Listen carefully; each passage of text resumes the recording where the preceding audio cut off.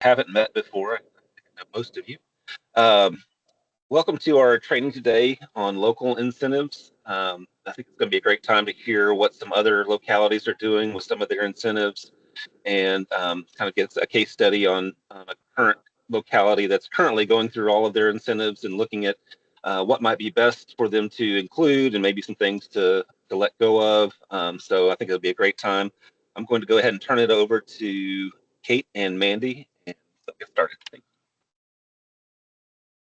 Good morning. Thanks, Tori. If you want to, there we go. You're welcome to keep your camera on. There's not a lot of people on this session at this time. I know a lot of people said they were going to be watching the recording. Please mute yourself, though. It looks like everyone is muted, and there will be a time to have a discussion and ask any questions that you might have at the end. We've factored in a good amount of time for discussion today, so we're looking forward to that. Let's now jump into our agenda. We're going to go over the guidelines for developing your local incentives, and then we're going to take a little look at some of the data of what the most common incentives are. We're going to go over conditions of incentives as well as the process for that local incentive amendment. And then we're going to have a case study, the city of Stanton, and then time for discussion. So let's get started by going over some guidelines for you to keep in mind when developing your local incentives.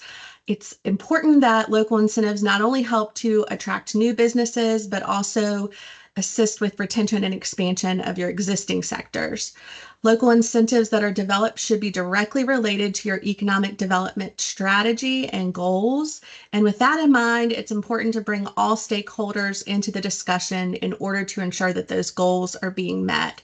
This might be a great time for you to look at your comprehensive plan or your comprehensive economic development strategy document to review those goals and strategies and to think about how you can tailor those local incentives to meet those goals and strategies. And the important part about bringing all the stakeholders at the table is something that Stanton has done a really good job of, and they're going to be talking about in our case study later in the presentation. Local incentives should be both financial and non-financial. Sometimes using the term non-financial is confusing because those incentives still save the business money, but the incentive does not directly put money into the business's pocket.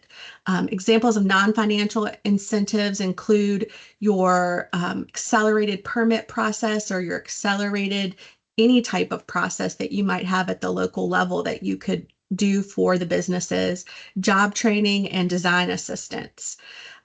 Garnering feedback from your existing businesses is another great way to ensure that the priorities and the obstacles for growth are being addressed with those local incentives.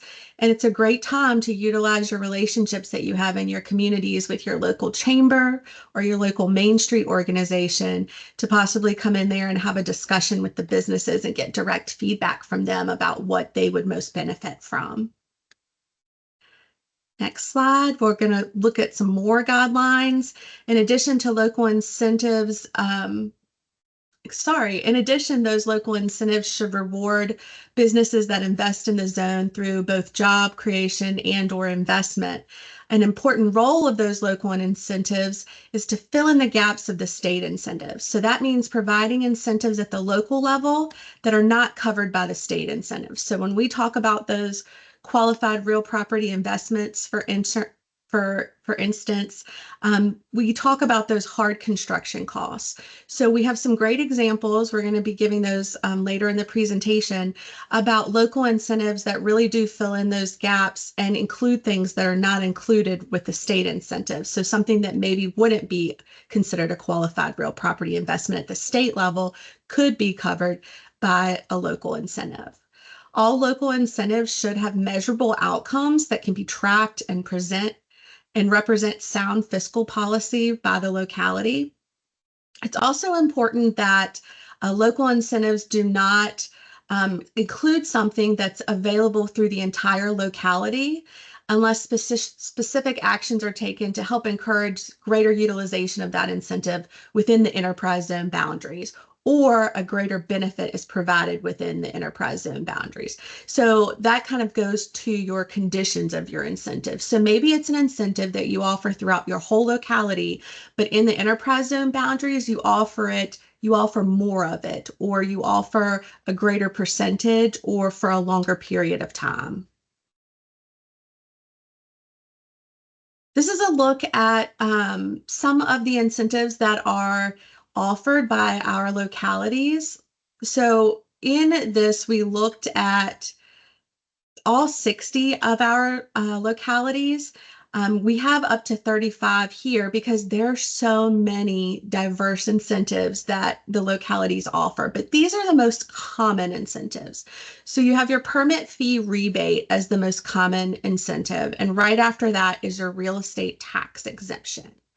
Very close behind that, you see your machinery and tools tax reduction. That's one of those good examples of an incentive that fills in the gaps of the state incentives because those machinery and tools are not part of something that would be considered a qualified real property investment at the state level. After that, you have your utility connection fee reduction, your BPOL, your business and professional and occupational license fee rebate. And then you have coming in after that your accelerated permit processing, discounted land buy down, and your facade improvement. So a lot of these are actually things that are not qualified real property investments at the state level, including your BPOL licensing fee, your accelerated permit processing. All of those are great examples of things that fill in the gap for the state incentives. And now Mandy is going to go over some of the examples from localities that we have pulled out that are more innovative and creative and might be something that you and your locality might be interested in. I had to unmic myself too. Thanks, Kate.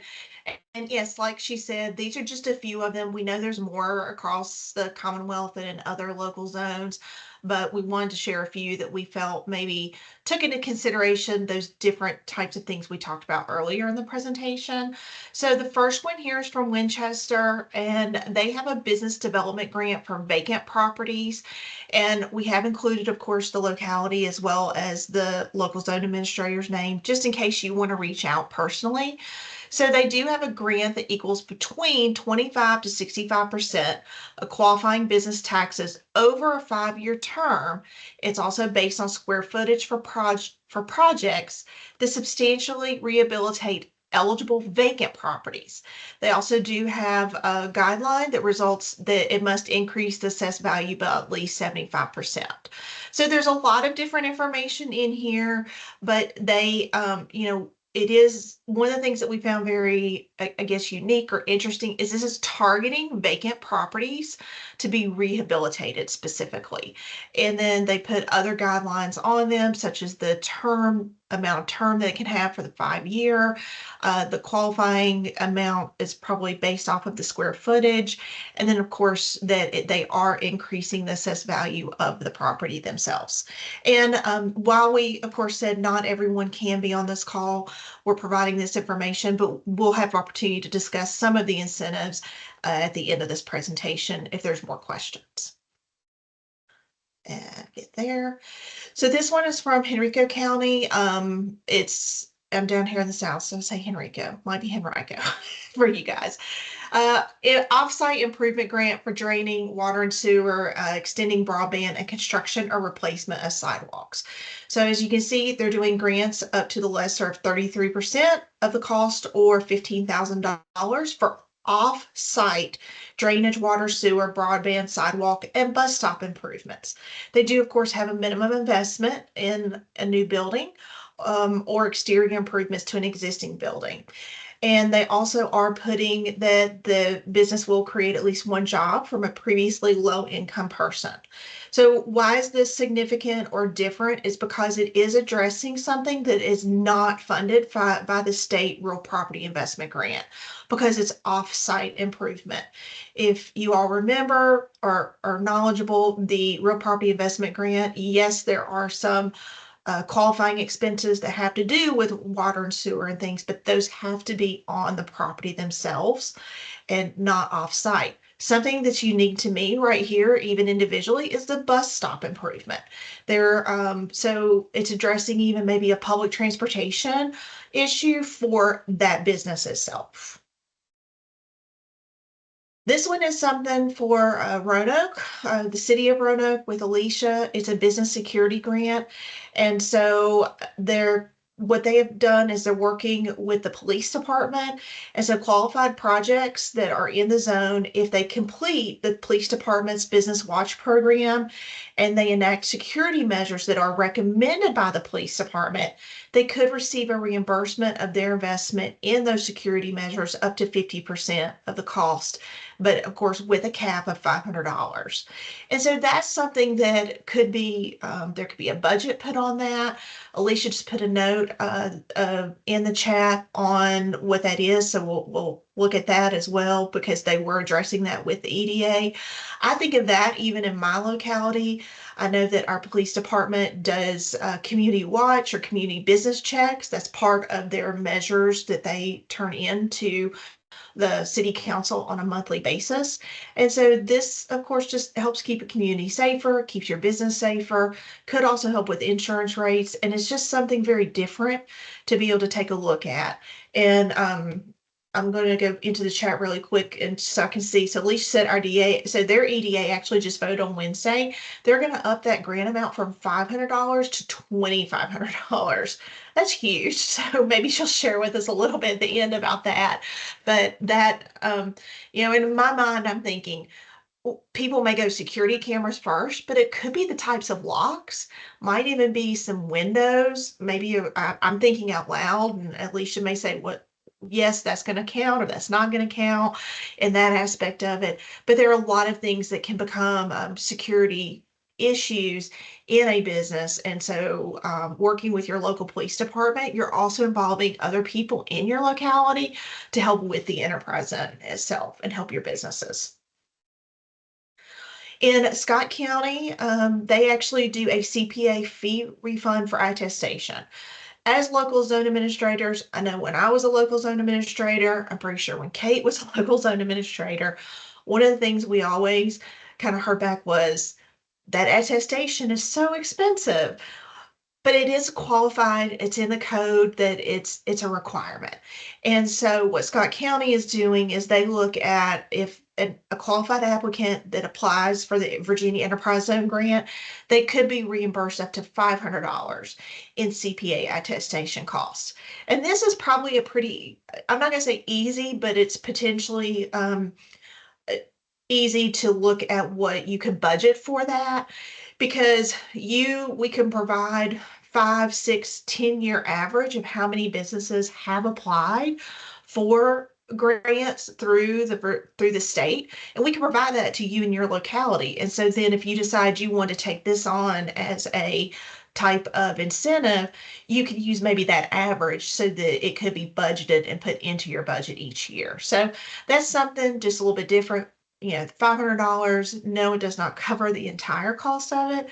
However, it does give a little bit more incentive to the local business who may say, well, I just don't want to spend that money, or I don't want to go through that process to be able to do that. Because as we all know, as local zone administrators, we do have businesses that qualify for the state grants, but may not apply for various reasons. And then this one is from Accomack County in Virginia. And I also had talked to Patrick County a little bit earlier. They have something similar, not exactly the same, but something very similar, was a landfill rebate fee. And so they're encouraging, or what they're doing is they're rebating landfill tipping fees for removal of derelict buildings. So they do have a cap on it, up to $500 per structure. It does apply to certain derelict structures, the building only, not the contents itself. And debris must be the type that is normally allowed by the county landfill. And also looking at the entire structure to be removed. So this could be helpful just as like you said, I mean, they're probably going to pay the money in when they get to the landfill. And then they're going to apply for that rebate based off of, or that refund based off of what they have spent. And so it could be 50%. You could do a percentage of it. You could do up to a certain amount, but it's just a very different aspect for an expense that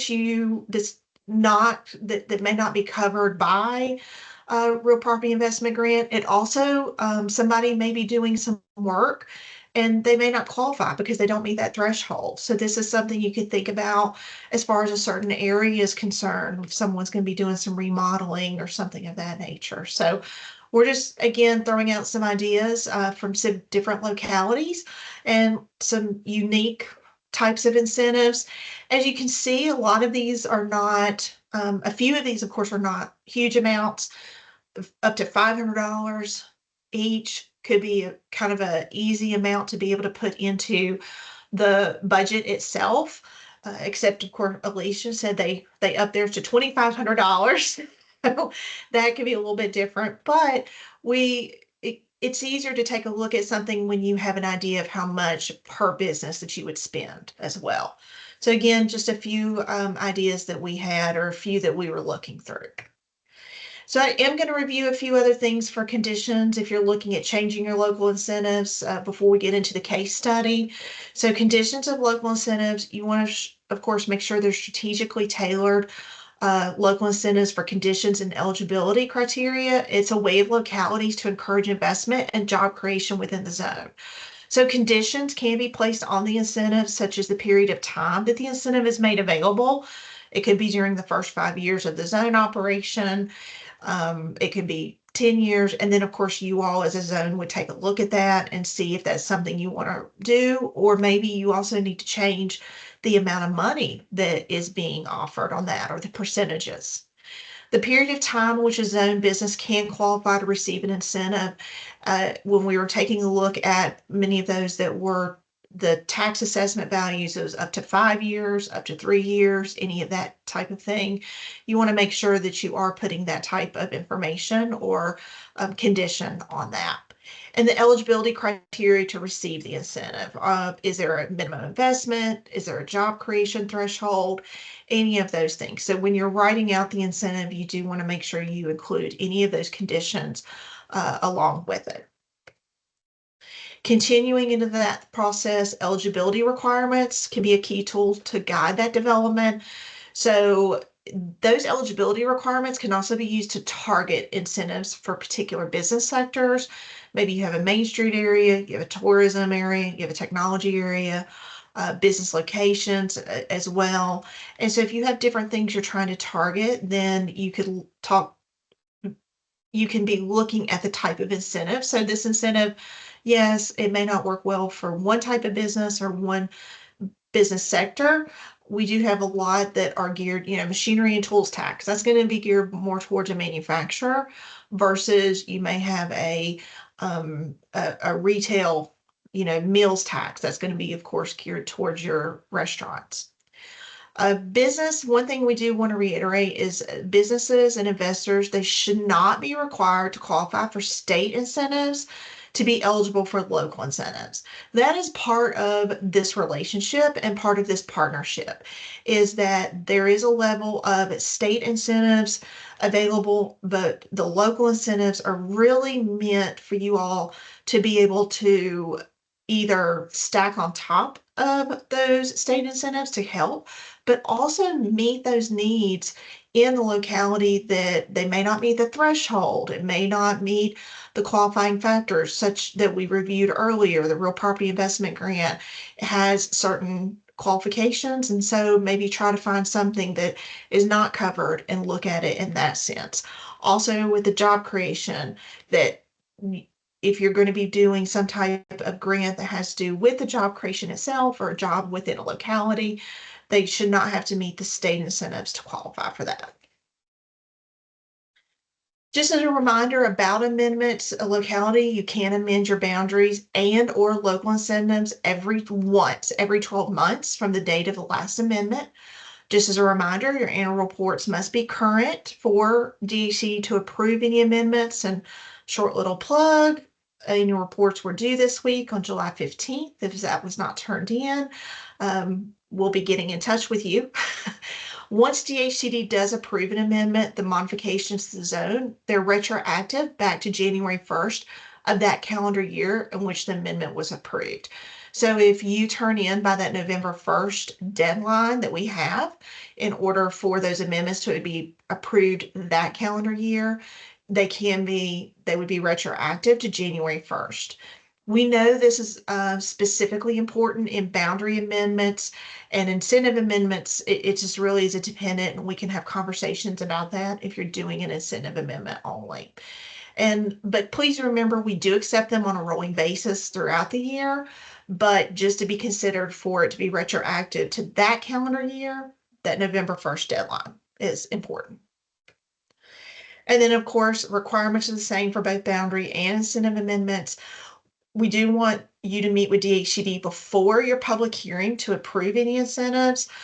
We do understand that, especially when you're doing incentives, you have to be going a little bit back and forth sometimes with your EDA and other individuals, or maybe your locality, to get their input and their take on it. And there may be some approvals here and there, but it's really just before you have your public hearing, but that we need to make sure we review those incentives.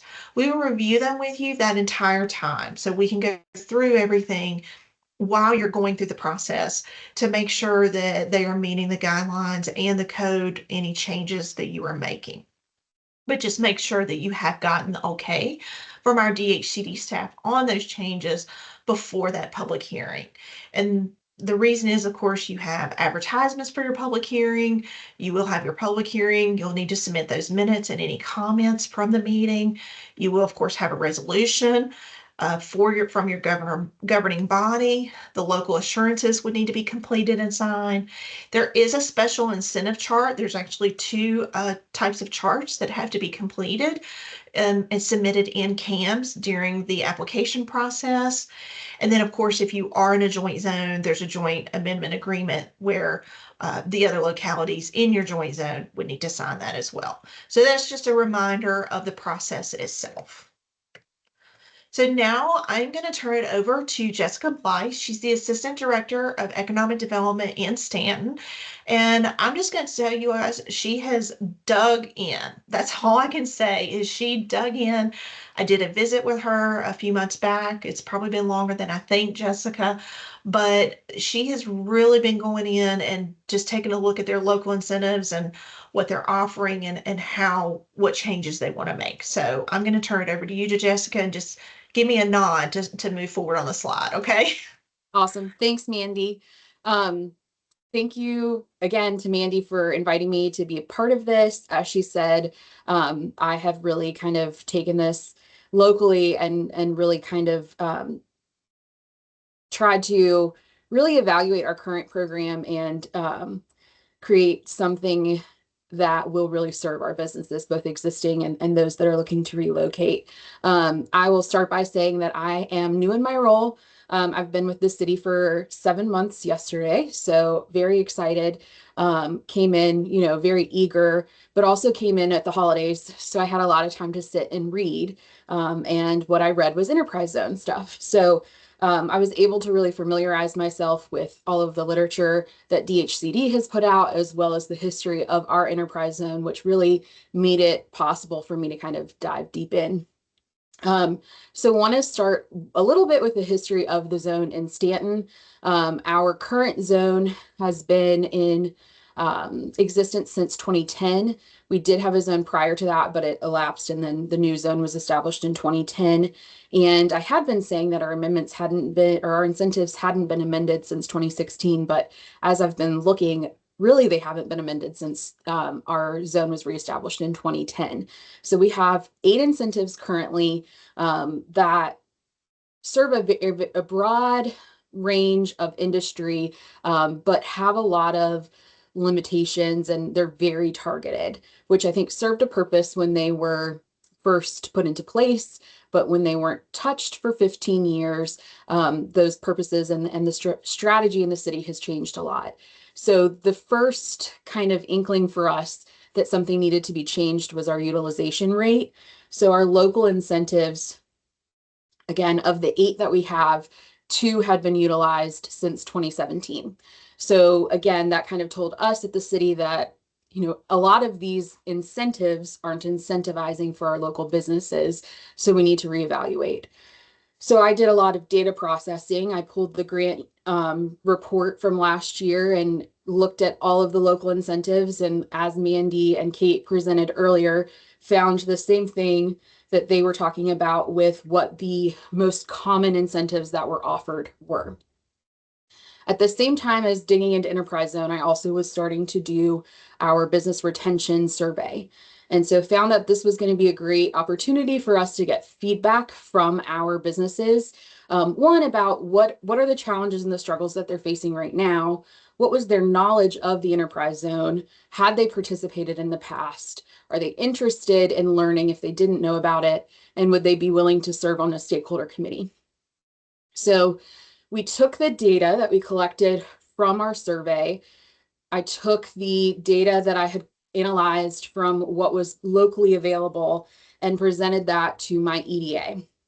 And I said, you know, here's what's being offered across the state. We also dug a little bit deeper. I identified 10 localities who had a similar sized enterprise zone to us so that we could see what's being offered statewide, but also how does that compare to the 10 localities that are kind of similar in size when it relates to enterprise zone to us. So that was also helpful.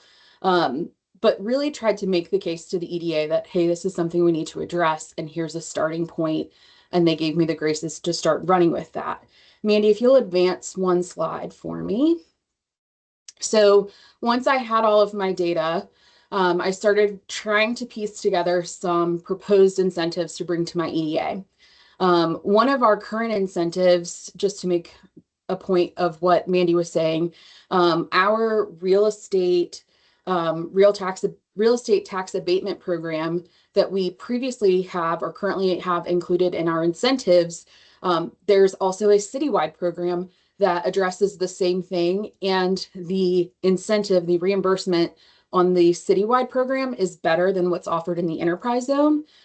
So we've decided that that's not an incentive that we need to offer. We can promote the citywide program and take that out of our incentives.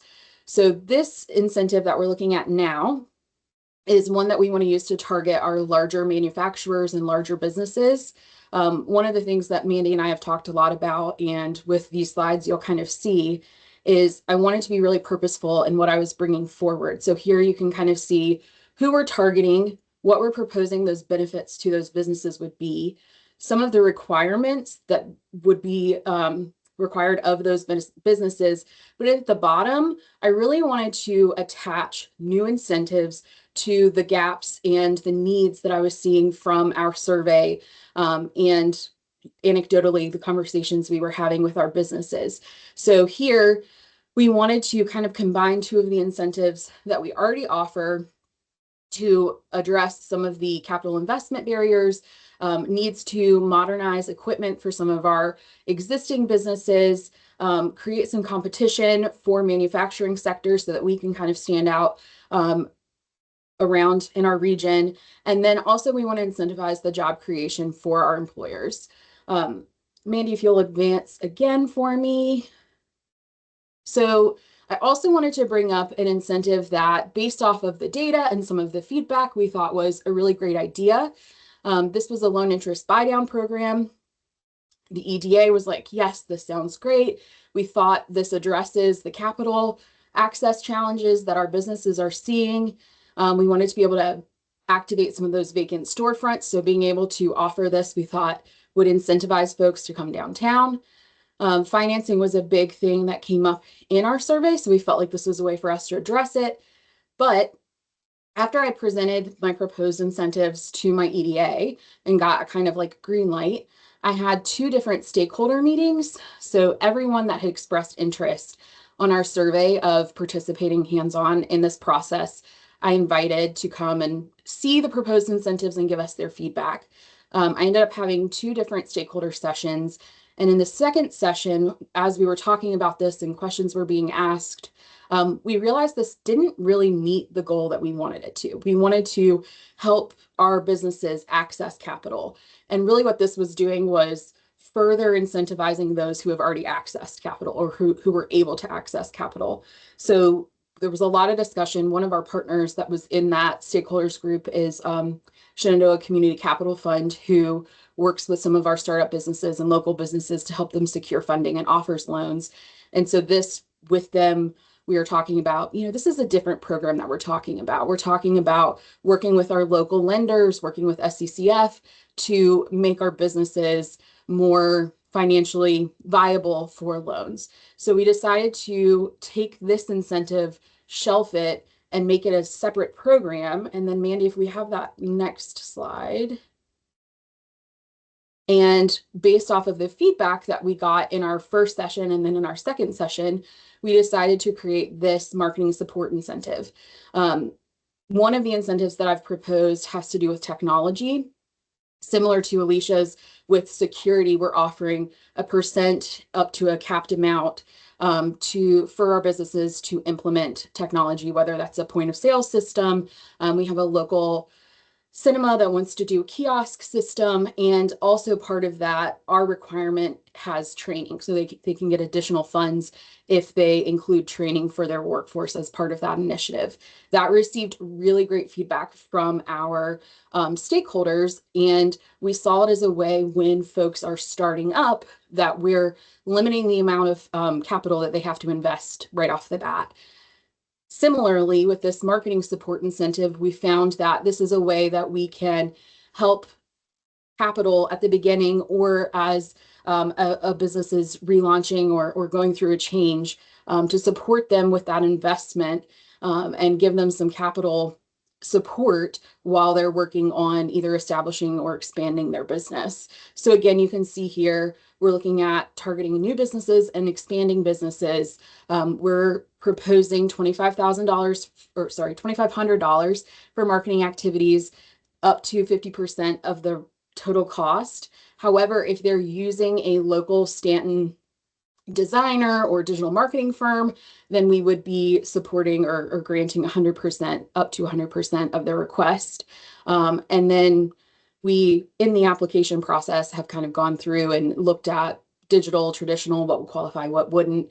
And then we have some requirements there for the applicants, but really, again, wanted to help establish brand recognition, drive people to those businesses, support our economy, both by supporting a new business or expanding business, but then doubling that if they choose local, we're supporting 2 businesses and that capital infusion to 2 of our businesses. But the alternative to the interest buy down, assisting with those capital costs, was really important for us when considering this. A couple of things that I just wanted to say as I've been going through this process is it was really helpful for me to bring folks in and invite them in and get their feedback, so that it's not just my program and it's not the city's program, but that this is a program that will really benefit our businesses. We're at the point now where I've brought revisions to our EDA. We're working with other staff members in the city, meeting with our city attorney to make sure all the verbiage is correct, and meeting with our commissioner of revenue to make sure that what we envision is possible and doesn't put an undue burden on their office, so that if we need to change something from a waiver to a rebate or any of that, we're in compliance, and that our city partners in the building are also on board and feel supportive of the program. I think that's really all I have to share, Mandy, unless there's something specific that you want me to mention or talk about. Well, I'll be honest, Jessica, I thought of something and then I already forgot it. What I did want to reiterate was a couple things that you said, and I also want to just talk about the fact that you have businesses, for each of these proposed incentives, you have looked at who that target is, what the benefits are, what the requirements are, and what need it addresses. And so that was one of the things that, as I've been working with you and I've been communicating to Tori and Kate, that when you were looking at that incentive process, you took into consideration and you said made those specific types of bullet points for each incentive. You also did just mention something that you, for the tracking process, in addition to the legality of it, you're making sure you're working with your attorney, you're running everything by them to make sure that it is, legal and the process and that type of thing, but also your departments, and that it's not an additional burden to them. Also, I just want to let everyone know that this is not the only changes that Jessica's been making. We chose just 2 or 3 out of this and asked her to talk about the process, especially more than even just the incentive itself. While that part is important and that is something that we know that everyone's very interested in, it is a process. And I guess one question I do have for you, Jessica, you said, of course, you came on at the holidays. You were reading deeply into the enterprise zone stuff.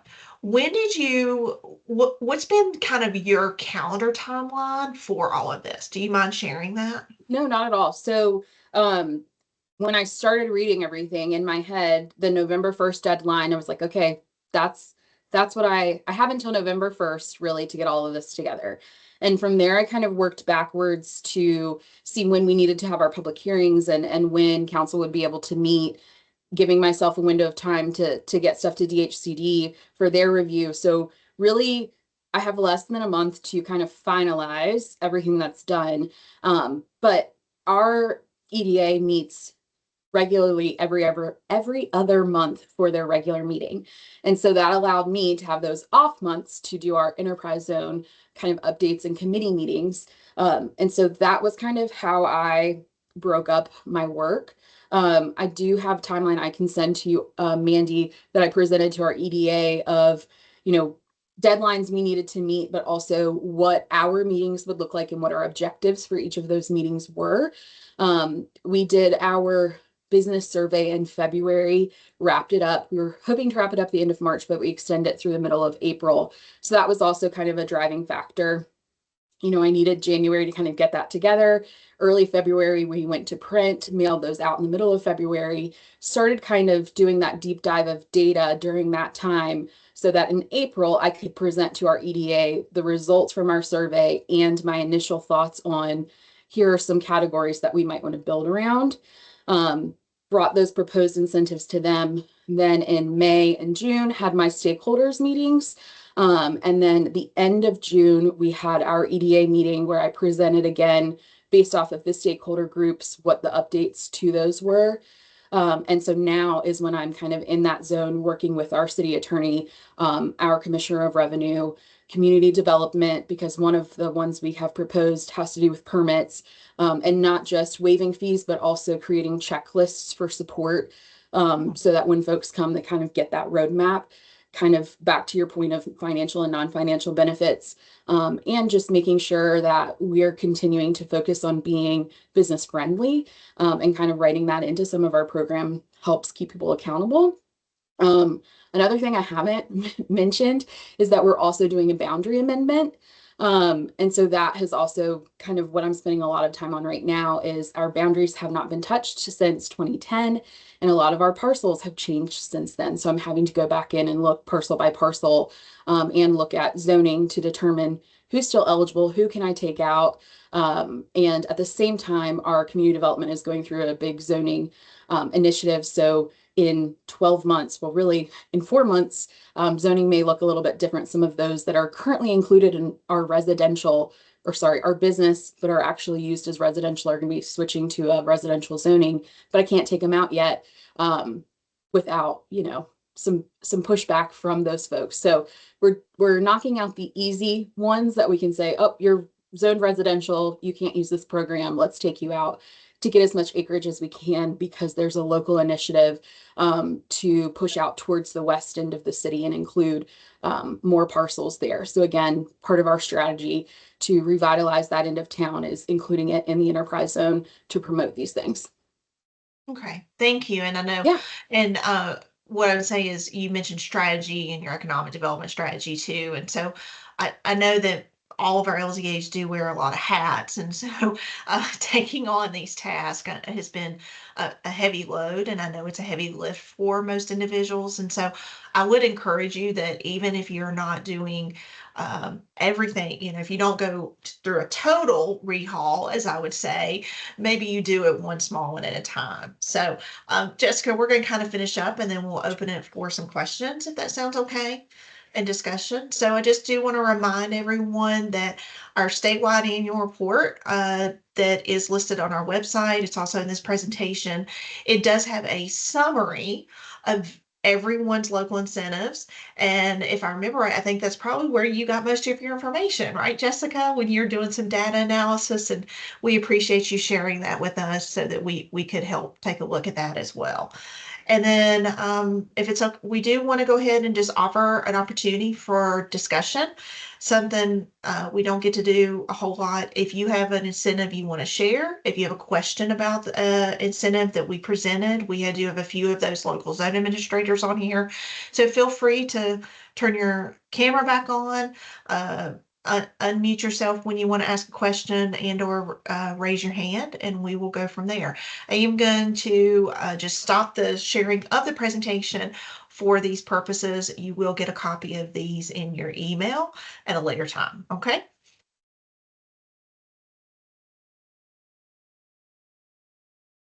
Does anybody have any thoughts or questions? Alicia, do you mind sharing with us a little bit more about the EDA and their decision to up that, and any information that you had shared with me? Yeah, and I had some questions too, so I can Okay. kick off with questions as well. But to talk about the business security grant, really they upped it because the 500 had been in place from just so long ago. So really just, consumer price index, an inflation adjustment partially. And we were having businesses tell us that to get security cameras, it was going to be $16,000 were quotes they were getting. And so $500 just was not, significant enough of a benefit or incentive. So that was really the impetus for that. And it was going really underutilized. And then we've seen an uptick of businesses having interest in it. So we're revisiting it. So thanks. And then you said you had some questions or thoughts? Yeah, I can kick off with some questions. I was curious for Jessica how the loan buy down program works. I just am not I haven't looked into those in detail before. And then I didn't know if Henrico was here. I was curious about their one incentive that you highlighted in the hiring an individual who was previously from a low income background. Just more info on that. Yeah, I'm happy. Sorry. Oh, I'm sorry, Jay. I think we do have Claire on the line. So if Jessica, if you don't mind talking about that, and then Claire, if you're able to join us and maybe talk about that a little bit, that would be great. So our original thoughts were that we wanted to pay back interest that businesses were paying on loans that they had secured. So the proposal was up to $5,000 of reimbursement, priority for those that were applying for funding for working capital, and then an additional 1% if they were activating a vacant storefront. So we kind of saw this and part of the discussion, and as we were working through it, we're like, there's a lot that we have to consider here. We don't have a ton of time to do so. And when we think about and go back to what the original goal was, we didn't feel like it was quite aligned, but we felt like it was something that was worth exploring. But the way we saw it working was either throughout, like if it was a 5-year loan at the end of year one, we could reimburse the interest that was paid in year 1, year 2, year 3. The more we talked with EDA, the more that they were like, well, really, we kind of want to wait until the loan is closed and then pay it back, because what if? And so again, that was kind of where for us it started to get, okay, there's more here. There's more concerns, there's more questions, there's more that we have to figure out before we can move forward with this, even though we feel like it would be a benefit. So as I mentioned, we have Shenandoah Community Capital Fund within our region that serves all the way up to Winchester. And so working with them to kind of flush this out further, and even working with some of our local lenders like credit union to talk about how can we set up a program that may not be a loan interest buy down, but may be just some kind of education or something that would help them feel more comfortable with lending to our local businesses to help that access to capital. Thanks, Jessica. And if we have more questions, we can of course revisit. Claire, do you mind talking about the, I guess that little section that's on your all's incentive that about hiring the low income individual? Yeah, so that requirement is specifically because that grant is federally funded. So we use our CDBG money for 2 of our grants and 1 of our other incentives. And all of those have job creation requirements associated. So instead of trying to just go around and collect the data for the actual grants, we require that they show us that they're creating the job.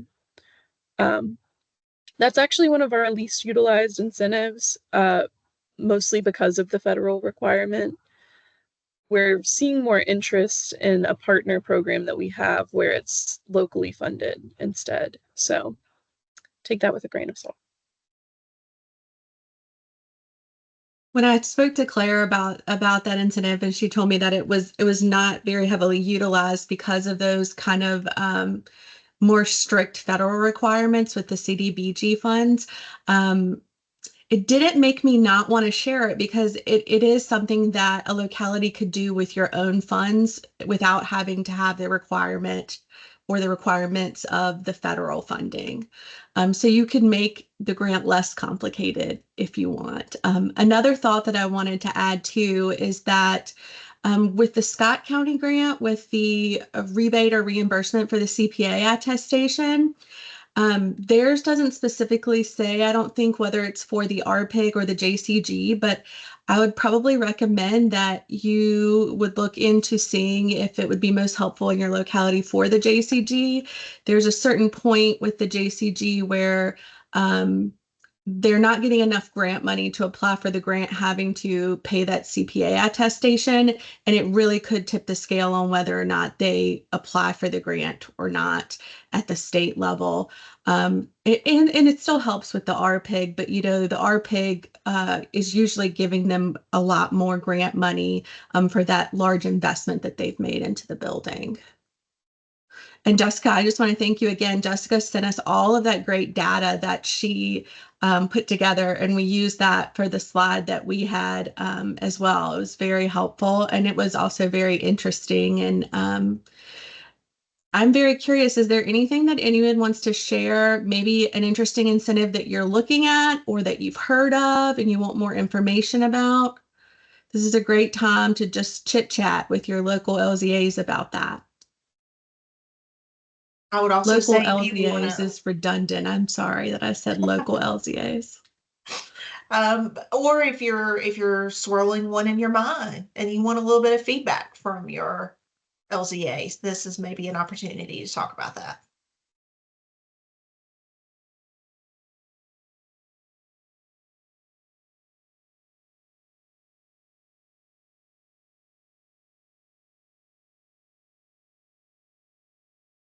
All right. Kate, you have a thought? No. Okay. I do I wanted to add maybe Claire, something honestly I had never thought about was utilizing other resources for I guess the monies, or developing a program that would create a local incentive. Do you mind just sharing? I'm putting you on the spot and I apologize for that, but do you all have, are both the ones that you were talking about CDBG funds, or is that something that's been in place for a really long time? That's just a curiosity question for me. Yeah, so a portion of our enterprise zone grants have always been CDBG funded. Henrico is an entitlement community and we do receive CDBG funds. We like to try to use them for economic development where we can. So one of our facade grants, the larger of our facade grants, is CDBG funded. Our offsite improvement grant is CDBG funded, and then our architectural design assistance program is actually CDBG funded as well. And we're actually in the process of starting to look through all of our incentives and figure out if our enterprise zone is really on the right track, because we have a local economic development zone as well. So we're trying to see where we can tweak the enterprise zone incentives to match the needs that aren't addressed by our just property improvement grants. So out of our two CDBG funded grants, they're used the least out of all of our grants that we offer, because of the Davis-Bacon requirements, the job creation, all of the different fun things that come with the federal funds. So we've actually been looking at pivoting towards technical assistance with our CDBG funding and doing more programs like the architectural design assistance for different specific technical assistance needs. Looking at like marketing, for example, like Jessica kind of talked about, or instances where they need like a very specific skill and contractor for that we can contract on their behalf. So Very interesting. Cool. there are pluses and, cons to using the CDBG money, but we're kind of figuring out ways to do it that work for our businesses. Wonderful. Thank you so much. So, and then I would also say that if there's anybody that has any type, and I know you turned your camera on, Maurice, so you may have a question or you might just be joining us, but is anybody have, one of the things we get asked about too is the processes. And so I'll say a few things as an LZA, previous LZA, and I think Kate will agree with me that one of the things that I would run into is when people changed in the various departments and they weren't aware of what they may have or should have been tracking. And so when it comes annual report time or refund time, there became some challenges in collecting that data and or making sure that the business was receiving that local incentive. And so I don't know if anybody has any input or thoughts on that. I would welcome that we can share with others. And also we do want to be respectful of your time. So if there's any other questions or thoughts. So I guess I did have a question if anybody has any magic star on tracking your incentives or talking to your departments, please feel free to share that. I was just going to comment that as I was getting started, another driving factor besides low utilization was that this program that we're implementing was created by someone who, there have been 4 people in my position since they, developed these incentives. And that's just our department. Other departments have seen that turnover. And so when we were getting questions or people were asking for clarifications, we were like, if it's not written there, we don't really know. And so being able to have a new program that our department fully understands and has ownership over, but as I mentioned, getting those other city stakeholders in and getting their buy-in has been really important. And as I've approached it, have been thinking about it from start to finish, from like, what does it look like, but also what does the application look like and who has eyes on the application and who's tracking it. Though I'm not bringing that to my EDA yet, it's constantly part of that thought process. So I can't say that I have it all figured out, but I'm hoping that maybe it's a little bit better than it was.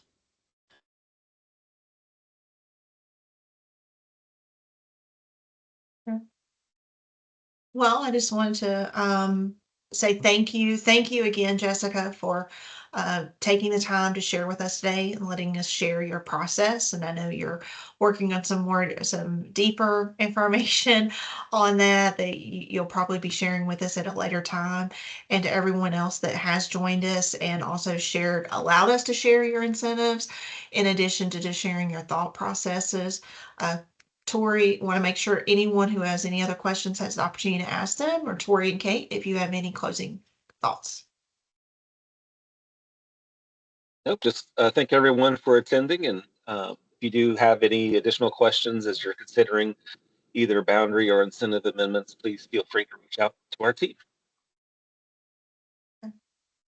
Well, thank you everyone so much for joining us today.